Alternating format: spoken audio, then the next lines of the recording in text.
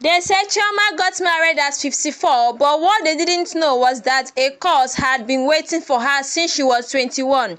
Chioma was a beautiful and hardworking woman living in Enugu. At 54, she finally wore a wedding gown for the first time in her life. But behind that joyful smile was a wound that started over 30 years ago. When Chioma was just 21, her mother was heavily pregnant. It would have been her second child. Their father, a soldier in the Nigerian army, had been away for months. One afternoon, news came from the barracks. He had died in the war. Her mother broke down completely. That woman cried like she was going to run mad.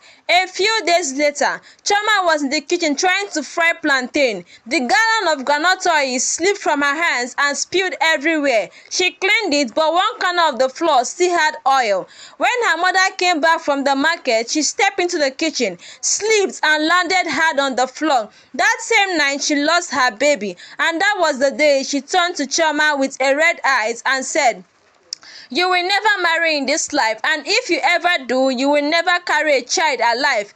Chioma didn't know it then, but those words were not just from pain, they were a curse, and that curse followed her for the rest of her life. Would you want me to drop the part 2 of this story? Tell me in the comment section, and don't forget to follow me.